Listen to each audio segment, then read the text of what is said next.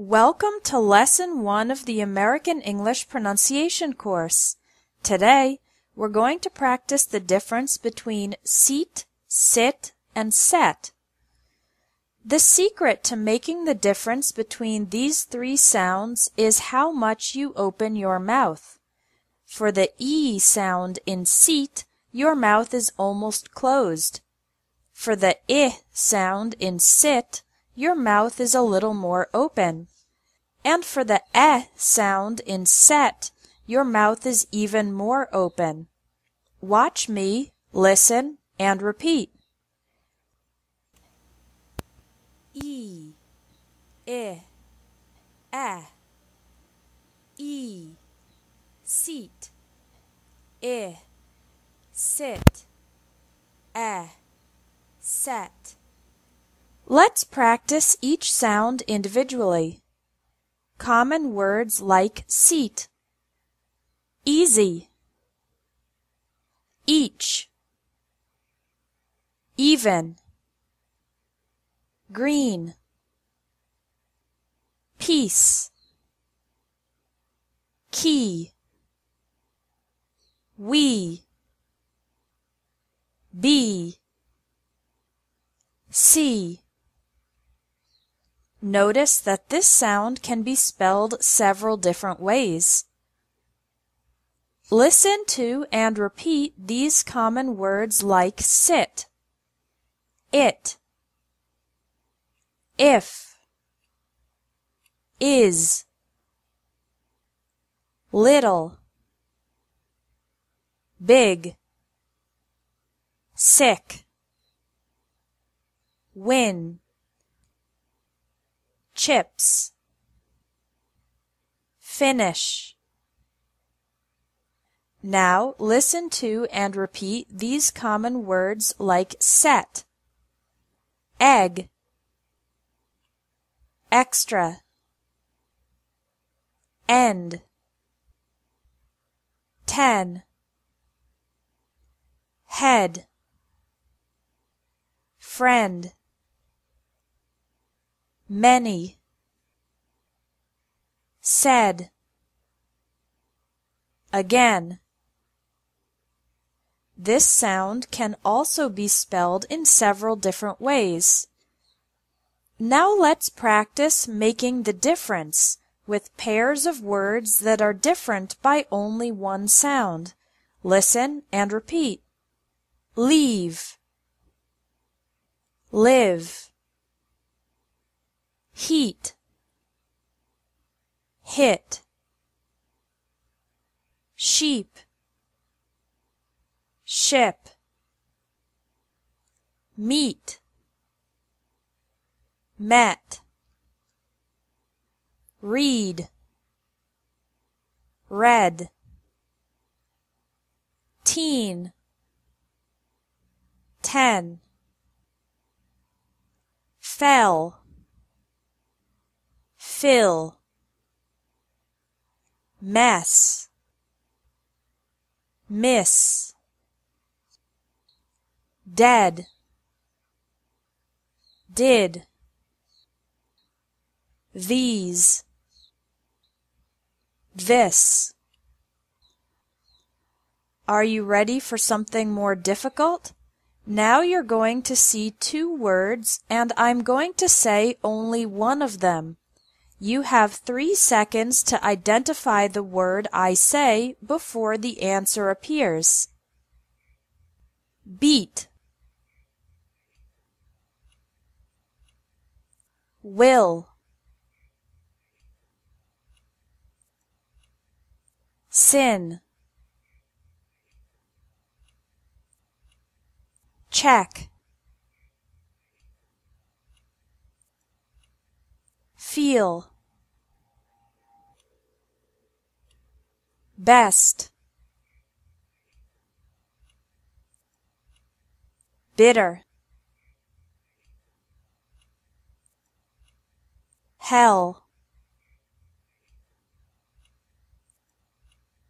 sense. It's important to practice these words in sentences too. Here are 9 practice sentences. 3 of them focus on the sound in seat, 3 of them focus on the sound in sit, and 3 of them focus on the sound in set. I'm going to say each sentence 1 time slowly and 1 time at normal speed, and I want you to repeat both times. Sentences focusing on seat. He teaches reading to 3 people.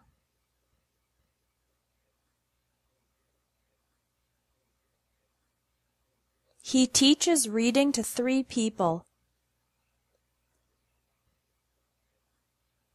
We keep the sheep out of the heat.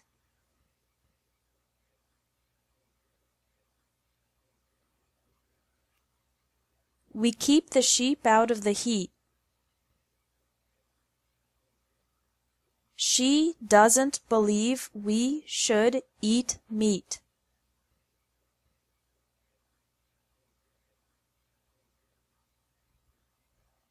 She doesn't believe we should eat meat.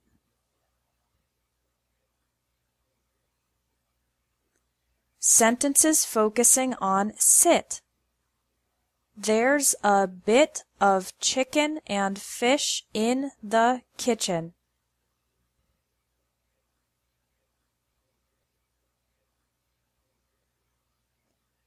There's a bit of chicken and fish in the kitchen.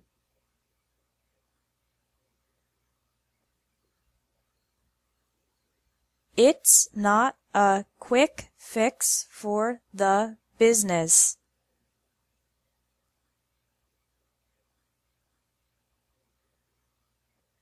It's not a quick fix for the business.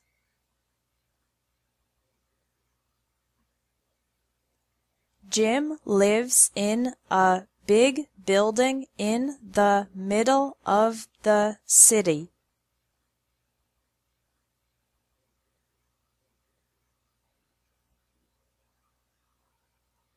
Jim lives in a big building in the middle of the city.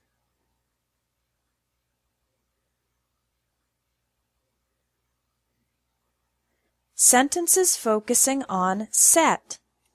Wendy said she met many men.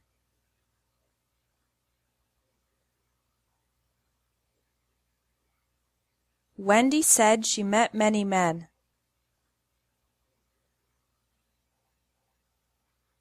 My best friend Kevin checked the test.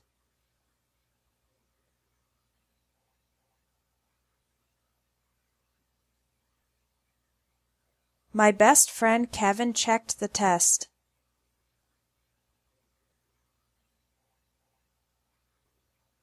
Don't put your wet, sweaty head on the bed.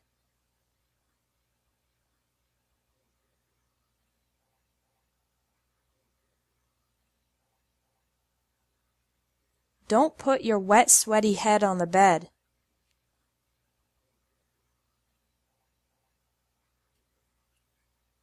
You've finished Lesson 1 of the American English Pronunciation course. This was a free sample lesson from the course. If you want to get Lessons 2 to 30, click the Register button under this video. And if you're already registered, you'll receive Lesson 2 by email tomorrow. Do you speak English with a lot of pauses and hesitations? Do you have difficulty expressing your ideas in English? Do you mentally translate from your native language to English, but the sentences come out incorrect or unnatural when you speak? If you want to eliminate these problems and become fluent in English, the secret is learning to think in English. The problem with thinking in your native language and translating is that it results in sentences that are not correct in English, because the grammar and sentence structure is often different from your native language. Also, it takes too much time to think and translate when you're in a conversation, leading to pauses, hesitations, and the inability to speak fast and fluently. Many students believe that thinking in English is too difficult, but I'm going to teach you how to succeed. You can learn this skill with practice, whether you're beginner, intermediate, or advanced. Level 1. Thinking in individual English words. For example, when you wake up in the morning, think of words like bed, toothbrush, bathroom, eat, banana, coffee, clothes, shoes. Then, when you go to work, think of words like car, job, company, desk, computer, paper, pencil, colleague, boss. During the day, continue to think of the individual English words for everything you see, hear, and do. Try this exercise. Look around you right now and think of all the English words you can. I'd imagine you can think of at least 10 words. Level 2. Thinking in complete English sentences. On this level, you think in complete phrases and sentences during the day. When you're at lunch, think, I'm eating a sandwich. My friend is drinking soda. This restaurant is very good. When you're watching TV, think, that actress is beautiful. The journalist has black hair. He's talking about politics. It's okay if the sentences are very simple. The most important part is to practice and develop the habit of thinking in complete sentences in English. Level 3. Functional English. On this level, you imagine having to use English for everything that you need to do. After every time you speak in your native language, think of how you would say that in English. For example, how would you buy a train ticket or order a drink in an English-speaking country? A round-trip ticket to Central Station, please. Could I have a lemonade with no sugar? This helps develop your English for real-life situations, even though you are only thinking and not speaking. If, during this exercise, you don't know how to say something, check your dictionary later. If you do this kind of mental practice regularly, you will develop the ability to use English in any everyday situation. Level 4. Narrative English.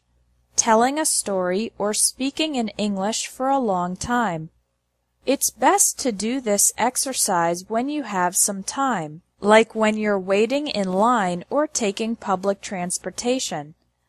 Think of a memory or a story that you would like to tell an English-speaking friend. Then, tell the story in your head in English. Because you are only thinking and not speaking, you can relax and do your best without all the pressure of a real conversation. I hope you can see that you don't need to be super advanced to learn to think in English. You can start today. Your action item is to choose one of the 4 levels and try it. Hi there! Do you want to learn real spoken English for everyday situations? The Everyday English Speaking course will teach you practical English in the context of conversations.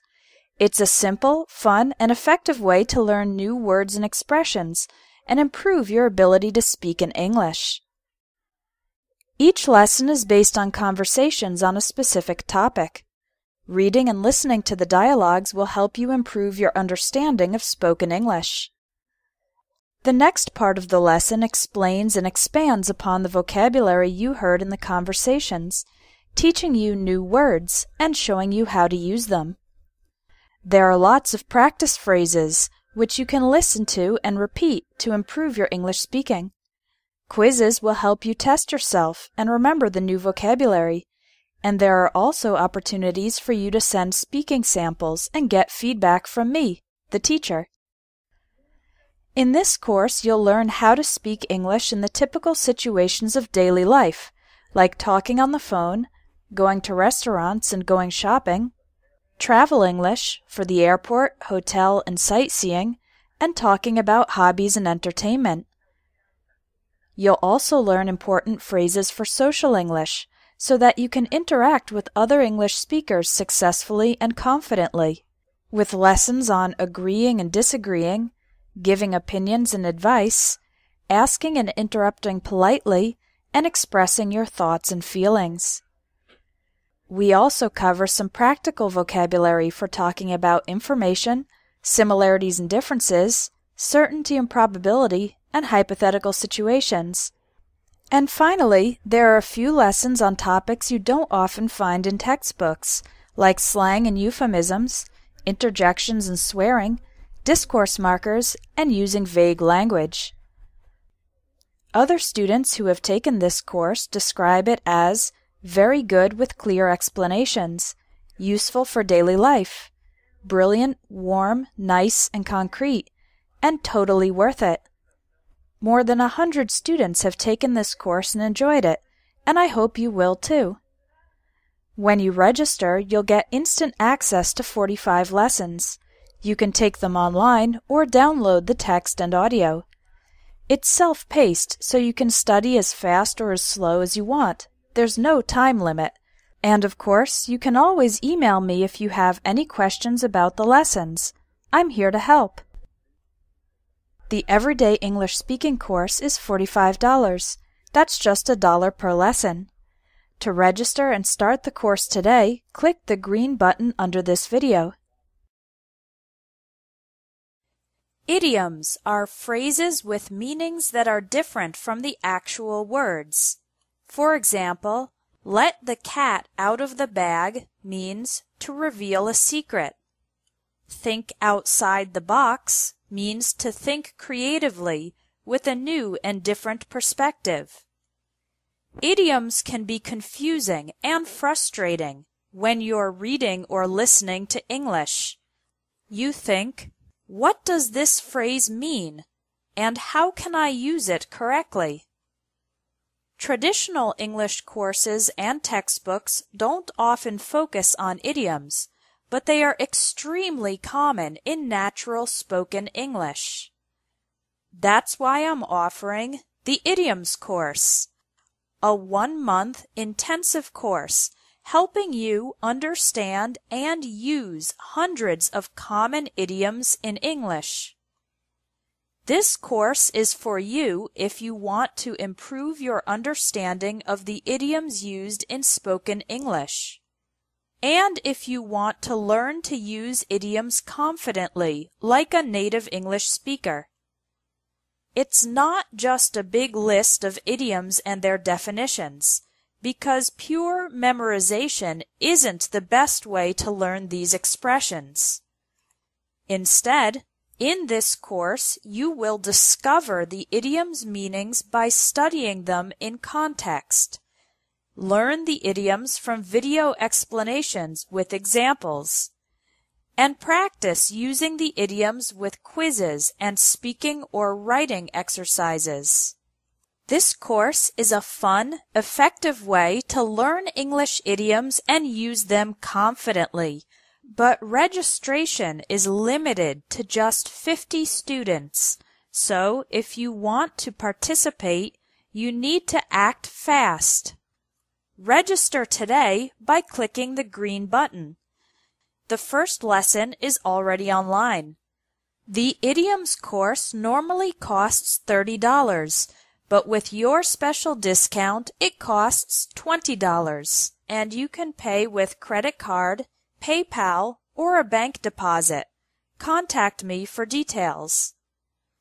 If you have questions, read the text below or email me at help@espressoenglish.net. Thanks, and I hope to see you in the course. The key to fluent English that most students don't use. If you speak with a lot of pauses and hesitations, but you want to speak fluently and naturally like a native speaker, the secret is learn to think in English. Many English students say, "It's too difficult. I don't know enough English words. I need to think in my native language and translate."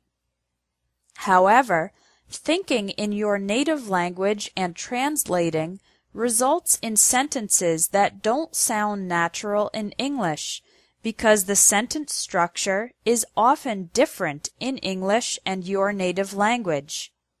In addition, it takes too much time to think and translate when you're in a conversation, leading to pauses, hesitations, and the inability to speak fast and fluently. So, here is how you can learn to think in English from the beginner level to advanced. Level 1 is thinking in individual English words. For example, when you wake up in the morning, think of words like bed, toothbrush, bathroom, eat, banana, coffee, clothes, and shoes. Then, when you go to work, think of words like car, job, company, desk, computer, paper, pencil, colleague, and boss. During the day, continue to think of the individual English words for everything you see, hear, and do. Try this exercise right now. Look around you and think of all the English words you can. I'd imagine you can think of at least 10 words. Level 2 is thinking in complete English sentences. On this level, you think in complete phrases and sentences during the day. When you're eating lunch, think, "I'm eating a sandwich. My friend is drinking soda. This restaurant is very good." When you're watching TV, think, "That actress is beautiful. The journalist has black hair. He's talking about politics." It's okay if the sentences are very simple. The most important part is to practice and develop the habit of thinking in complete sentences. Level 3 is functional English. On this level, you imagine having to use English for everything that you need to do. After every time you speak in your native language, think of how you would say that in English. For example, how would you buy a train ticket or order a drink in an English-speaking country? "A round-trip ticket to Central Station, please. Could I have a lemonade with no sugar?" This helps develop your English for real-life situations, even though you are only thinking and not speaking. If during this exercise you don't know how to say something, check your dictionary later. If you do this kind of mental practice regularly, you will develop the ability to use English in any everyday situation. Level 4 is narrative English, telling a story or speaking for a long time in English. It's best to do this exercise when you have some time, like when you're waiting in line or taking public transportation. Think of a memory or story that you would like to tell an English-speaking friend. Then, tell the story in your head in English. Because you are only thinking, not speaking, you can relax and do your best without all the pressure of a real conversation. I hope you can see that you don't need to be super advanced to learn to think in English. You can start today. Try one of the 4 levels this week. thinking in individual words, complete sentences, functional English, or narrative English. Thinking in English is the biggest tip for increasing your fluency because it makes you more confident and helps you speak more easily without hesitation. The next lesson is about correcting your English errors. You'll learn 5 of the most common English errors, and I'll explain how to fix them. Lesson 1. Phrasal verbs for romantic relationships. Let's learn the phrasal verbs from the dialogue. First, Emily says it looked like the guy was hitting on Sarah. To hit on someone is to say or do things that demonstrate romantic or sexual interest in that person. It's usually a combination of comments and gestures, as well as the way you look at the other person. Another way to say this is that the guy was flirting with Sarah. Sarah says the guy asked her out. To ask someone out is to invite the person to go on a date, a romantic encounter. We often say, asked her out for, and then the activity. For example, he asked her out for lunch. He asked her out for dinner. He asked her out for coffee. He asked her out for drinks. He asked her out for a movie. Sarah then says she's not sure if she likes the guy, and she doesn't want to lead him on. This means to provide false hope or expectation to the other person. So, if she pretended to be romantically interested, even though she really wasn't, this would be leading him on. Emily then says that she and her last boyfriend didn't hit it off right away. This means they didn't have a special connection immediately. If you hit it off with someone, it means you like each other and you have great social connection from the first moment you meet. However, with time, she began to fall for him. The phrasal verb fall for means fall in love with. Sarah then asks why Emily and her last boyfriend split up. This means to separate, to end the romantic relationship.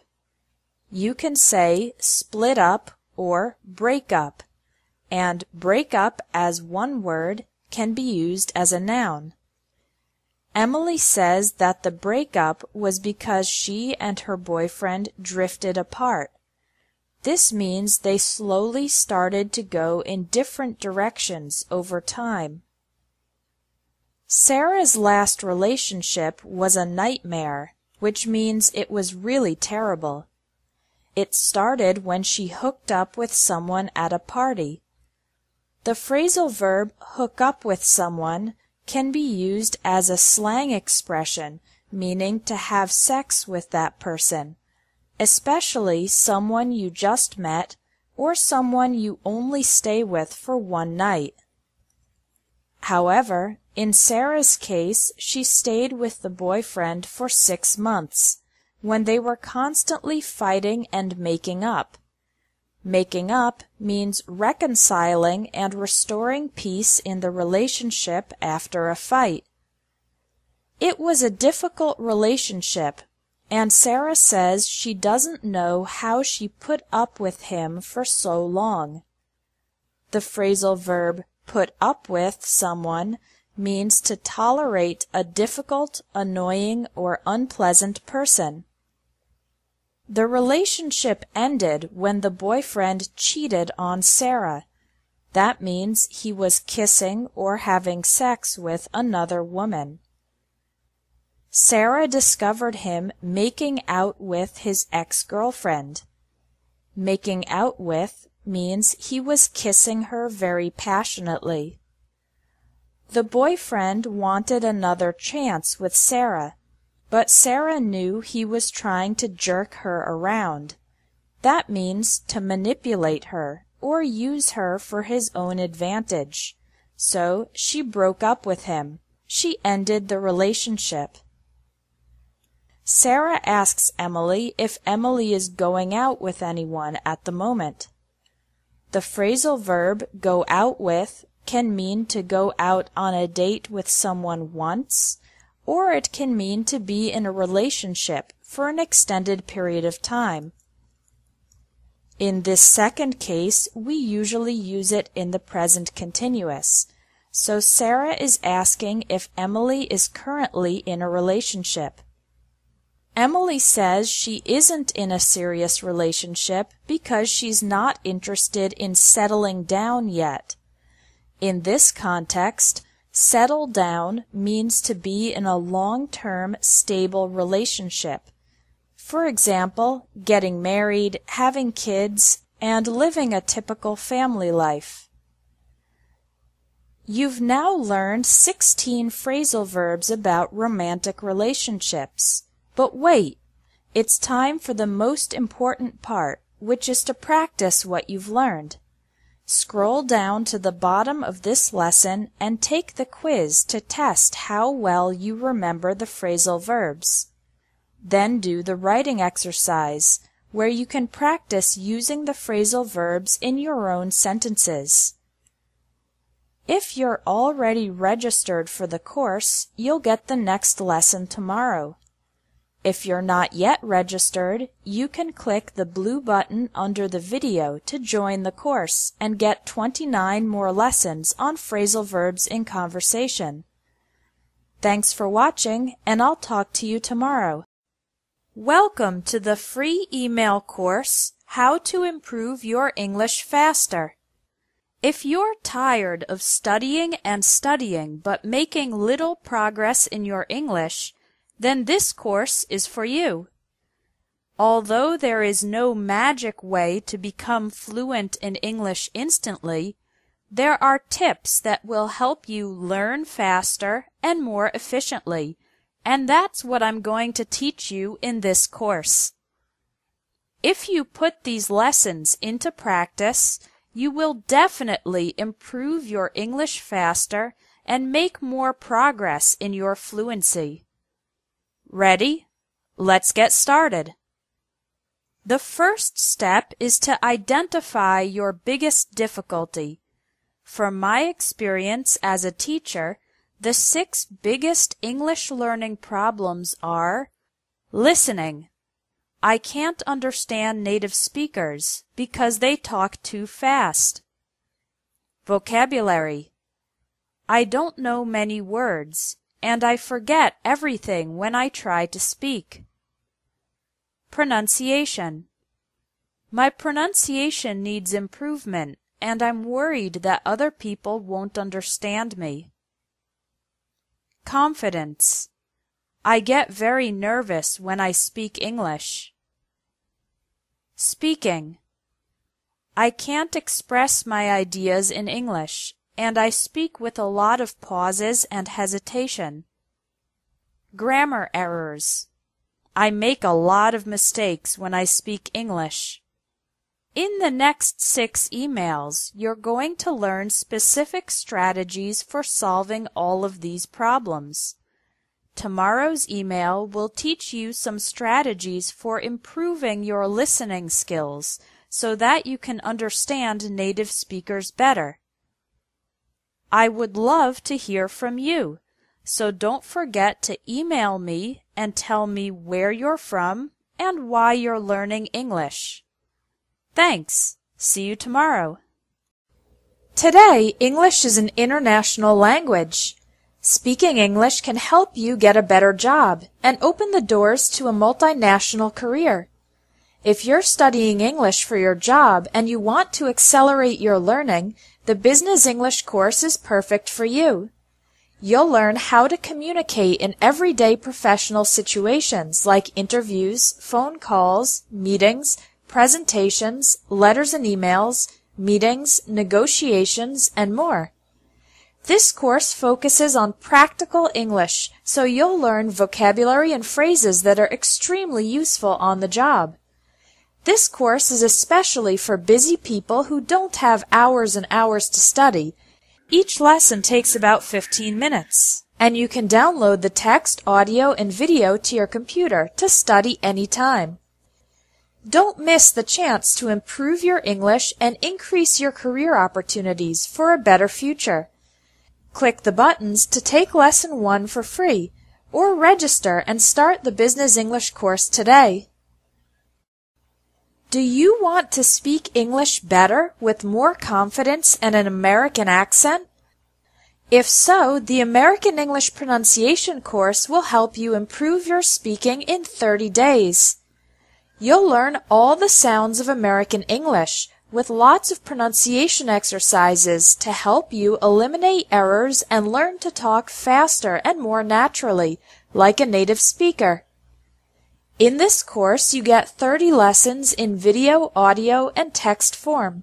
You can download them to your computer and study anytime. The lessons are fast and easy. You'll only need about 10 minutes per day. And at the end of the course, there's an opportunity for you to get a personal evaluation of your pronunciation. Don't be embarrassed to speak because you're nervous that people won't understand you. Start the American English Pronunciation course today and learn to speak more naturally, more fluently, and more confidently. Click the buttons under this video to take Lesson 1 for free, or register and download the complete course instantly. Hello and welcome to Lesson 1 of the Business English course, Essential Job Vocabulary. Let's begin by answering the question, where do you work? This seems like a simple question, but there are many ways to answer it. I work at, I work in, I work for, and I work with. Each preposition is correct in a different context. I work at and I work for are used with the name of the company. For example, I work at Espresso English. I work for Nike. You can also use for if you work directly for a famous person. I work for Tom Cruise. I'm his public relations manager. I work in is used in 4 situations. You can say, I work in a place. I work in an office. I work in a school. I work in a factory. You can also use in with a city or a country. I work in Paris. I work in France. I work in is also used with a department or area of a company. I work in the marketing department. I work in human resources. I work in sales. Finally, you can use I work in with a general area. I work in finance. I work in medical research. I work in consulting. You can say I work with the things or people that are the objects of your day-to-day work. For example, I work with computers. I'm a teacher. I work with special needs children. If you want to add more details about your work, you can say, I'm responsible for. I'm responsible for updating the company website. I'm responsible for interviewing candidates for jobs. After I'm responsible for, use the ing form of the verb. Let's review. I work at a company. I work for a company or a person. I work in a place, city, country, department, or general area. I work with people or things. In conversational English, the question where do you work is commonly phrased as what do you do or what do you do for a living. How do you answer this question if you don't have a job? You can say, I'm unemployed, or more indirectly, I'm between jobs at the moment. If you work for yourself, you can say, I'm self-employed. If you have your own company, you can say, I own a small business. Or, more specifically, I own a restaurant, or I own a graphic design company. Now let's learn some essential employment vocabulary. When you are officially accepted into a new job at a company, you are hired by the company. For example, I was hired by an insurance company just 2 weeks after graduating from college. When you're hired, you become an employee of the company. The company becomes your employer. The other employees in the company are your colleagues or co-workers. The person above you who is responsible for your work is your boss or supervisor. As an employee of the company, you earn a salary, money you receive regularly for your work. Don't make the mistake of saying win a salary or get a salary. The correct verb is earn.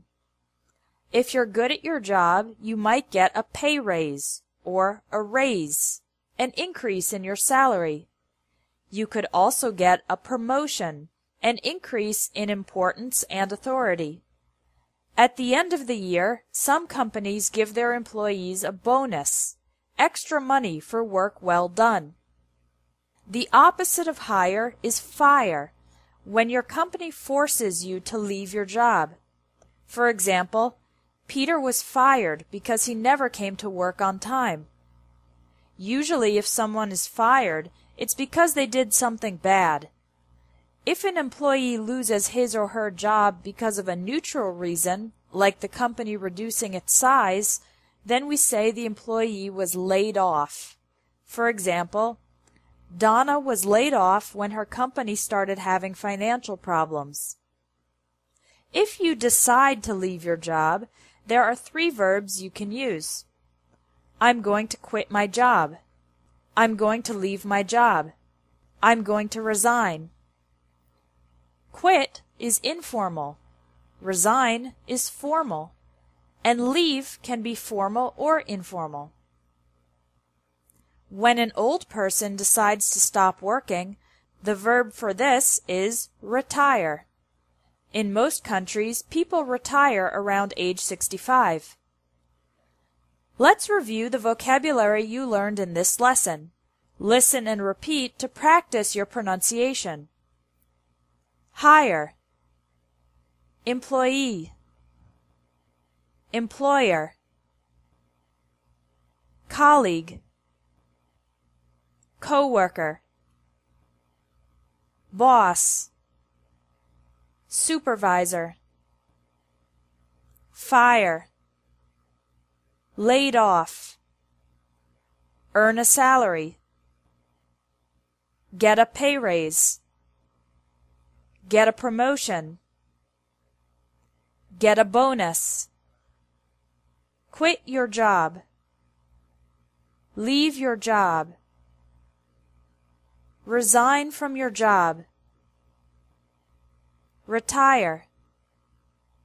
Now you can take the vocabulary quiz to practice using these words and sentences. There's also a bonus quiz with extra vocabulary related to professions. That's it for Lesson 1 of the Business English course. Come back tomorrow for Lesson 2, Interview English. Pronunciation Lesson 19 of 50. How are you? This young boy is excited and happy because he is playing with plastic balls. The excitement on his face is demonstrated with a genuine smile. Children enjoy simple games because their minds are not very complex. Once they get older, it becomes more difficult for them to be entertained because of the complexity of the brain. This man is tired. Is that a man? Oh, yeah. Anyway, this man is tired because he has spent countless hours on the computer. The computer induces tiredness. Is that a man? I don't know. It kind of looks like a woman. I don't know. Okay, let's just say like this thing. All right, what am I doing?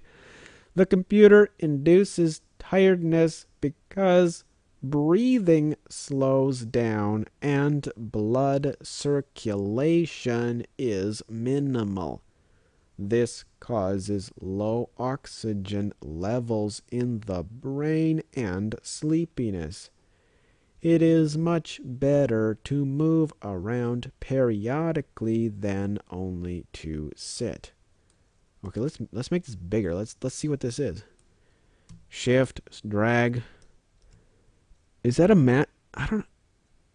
Maybe. Oh, look at these. Look at his hands. That's totally a dude's hands. Okay, Control Z. Control Z again. Wow, that was interesting, wasn't it? No, that is definite. Well, that could be like a dude with a wig. This woman is depressed because she feels inadequate about her physical appearance. Obsession with beauty causes women to look in the mirror and experience negative emotions. It is much more productive to have fun and work on projects than it is to obsess over irrelevancies.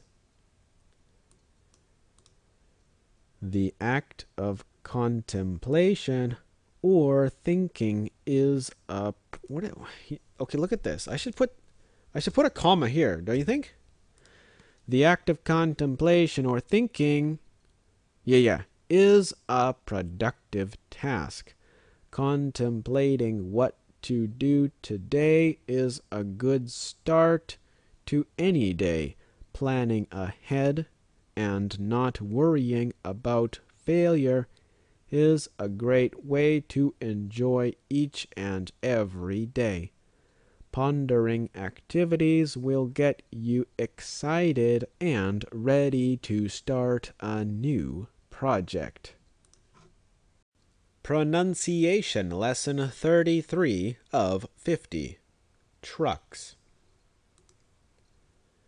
These transport trucks are often called semi-trucks or just trucks.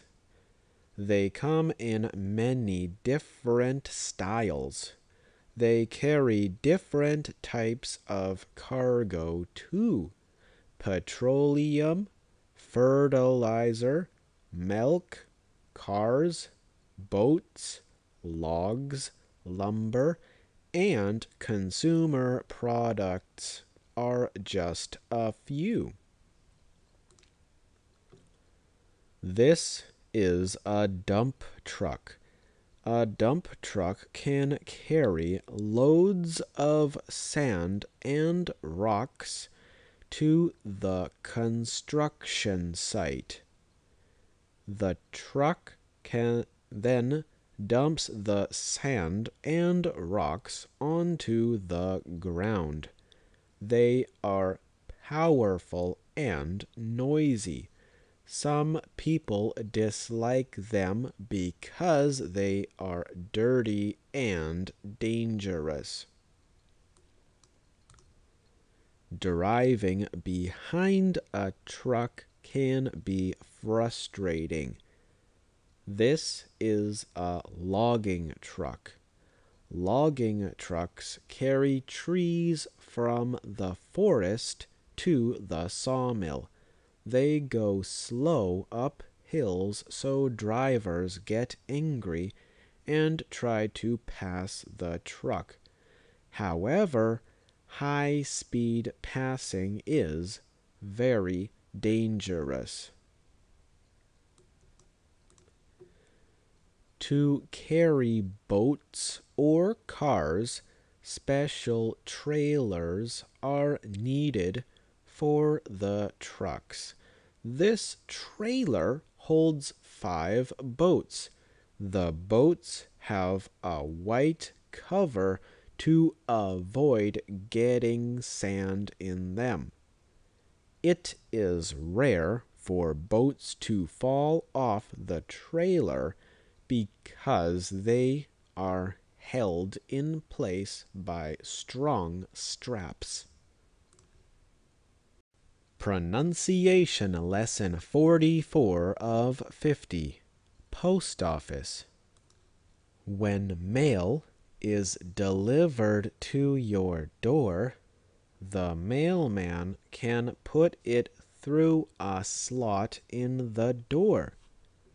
Here we see a red envelope sticking out of the door. This delivery method is very convenient because you don't even have to walk to the mailbox. If you need to mail something large, you must go to the post office.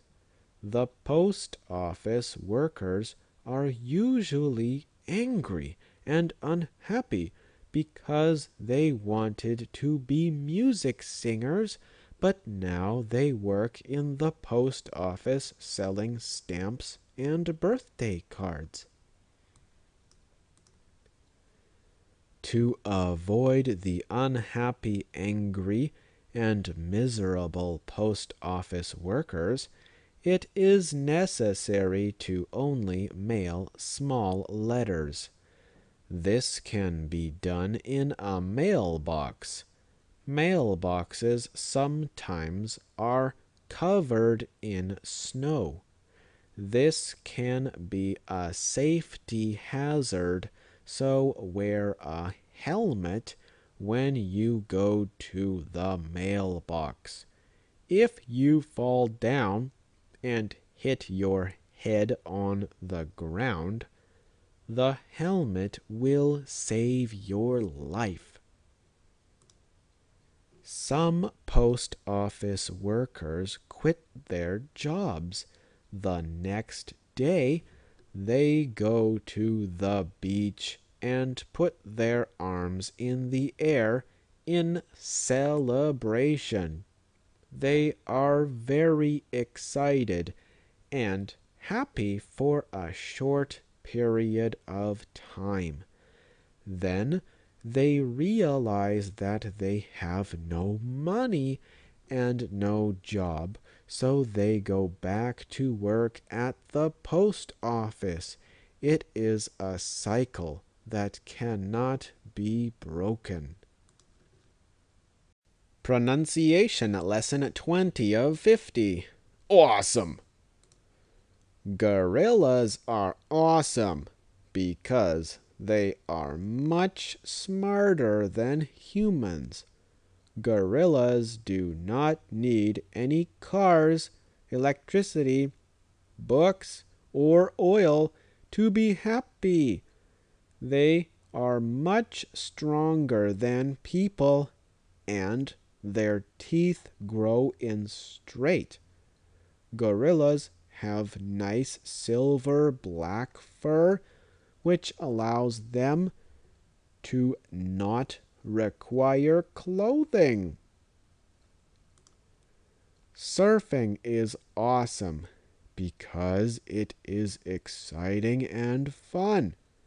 When you find nice, clean water with good waves, you can have all the fun you need without using any electricity or oil.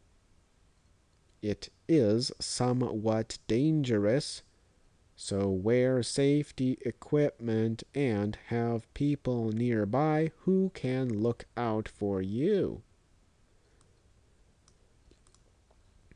Tigers are awesome because they look really cool with their orange, black, and white stripes.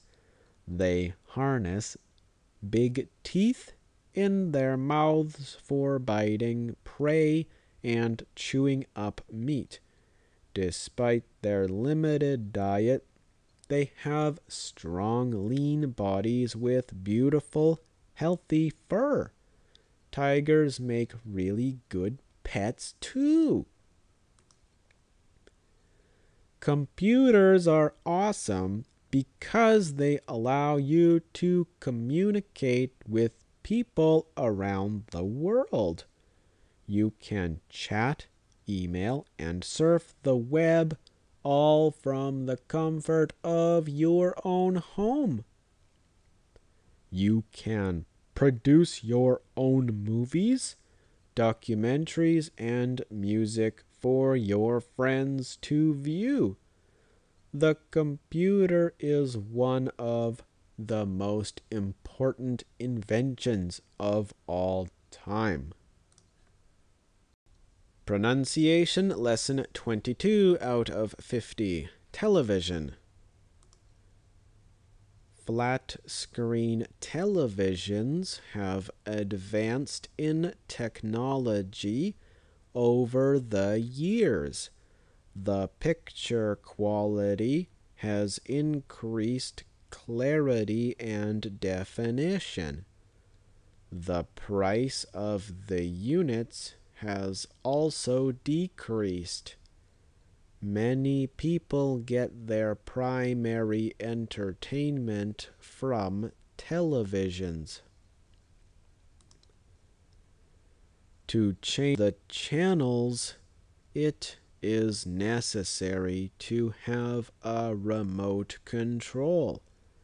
The remote control has various buttons that allow the user to change channels, volume levels, and turn the TV on or off.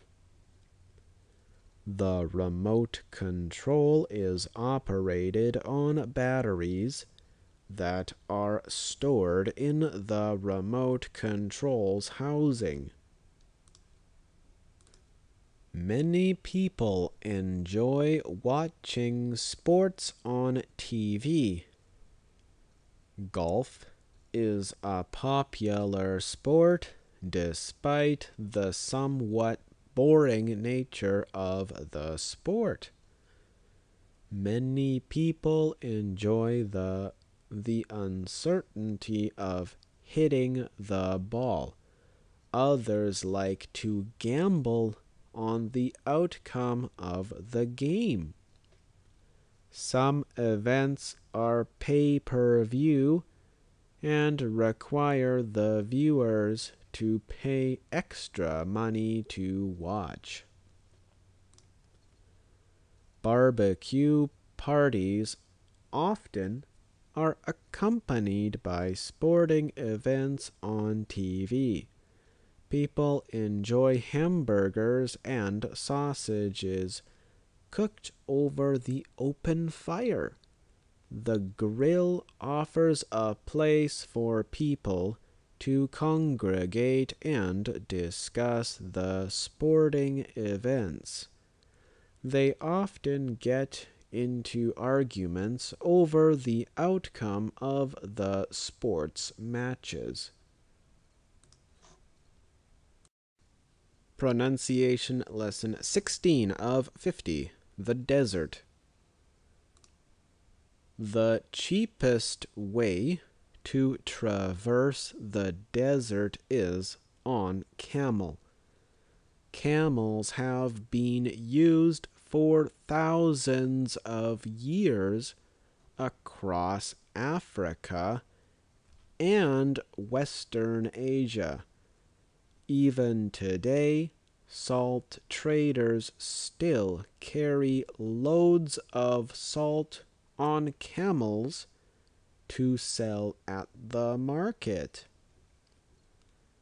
The procedure is less profitable than using a truck, but for those without money, camels are the only way. The only plant that consistently grows well in desert conditions are cacti. The cactus is a spiny plant that has a waxy coating preventing water loss. Some cacti can store up to 3,000 liters of water in 10 days. They have a short growing season and a long dormant period where they conserve water. Because of the long periods of sun and little rainfall, buildings are often constructed from adobe. Adobe is made from sand, clay, and straw. Once hardened, it can last for hundreds of years if kept away from water. Many ecology enthusiasts like to use adobe because it requires no artificial materials for construction. The desert sand has ripples that are formed due to the wind. Shadows are cast due to the sun casting upon the hills. These shadows create mirages where people often see bodies of water, such as a lake or sea, where there is none. However, there are sometimes true oases in the desert equipped with trees and water.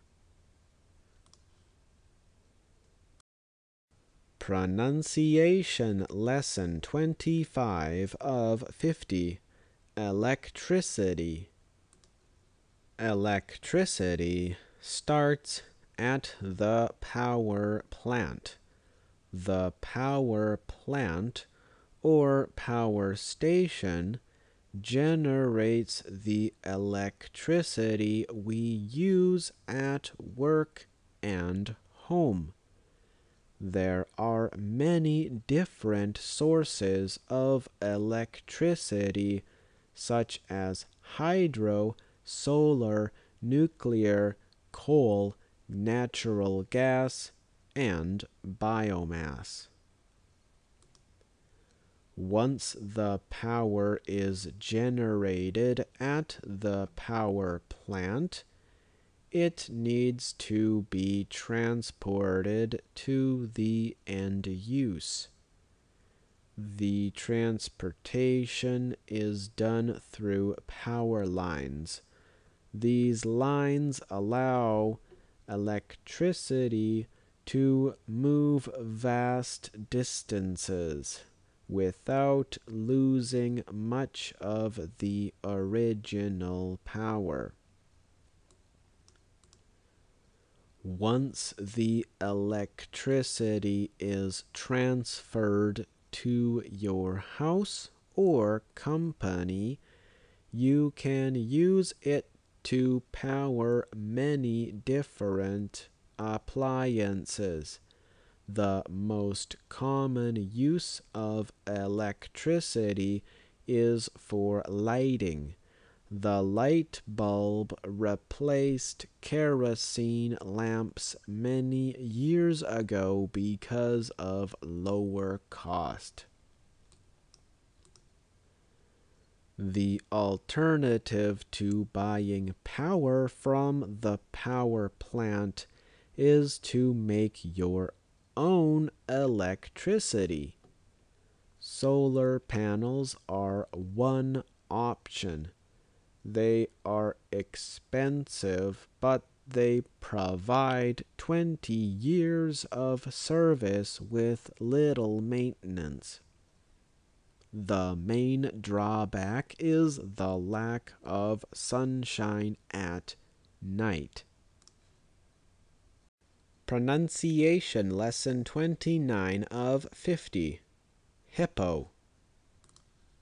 Hippos are beautiful animals that enjoy swimming. Some parents let their children ride on the hippos for fun. Sometimes the hippos eat the children, but the government has not banned hippo riding. 300,000 deaths were recorded in 2008 in Canada, but because hippo riding is still allowed, everyone is doing it.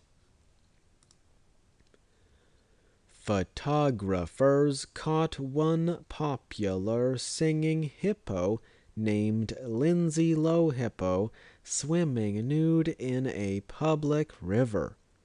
The river was contaminated after the swimming, noted Tim Tim, Minister of Environment. We had to chlorinate the entire river to eliminate any health hazard. These hippos are working for a government stimulus project. Their job is to inspect the river for danger and report any problems to the Ministry of Environment.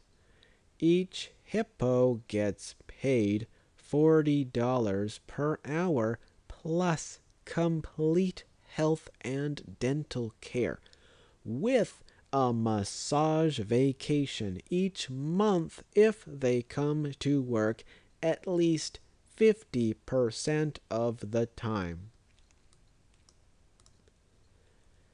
After the elephants heard about the lavish $40 per hour hippo contract, they launched a protest.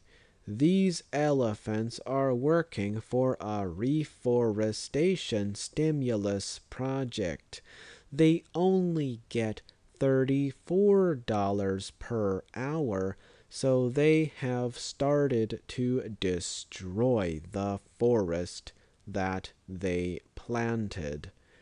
2 of the elephants have filed lawsuits citing racism. Pronunciation Lesson 36 of 50. Windmills.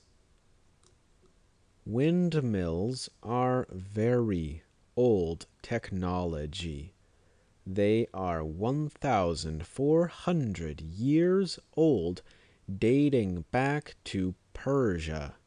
The first windmills were used to grind stuff like flour, rocks, or plants.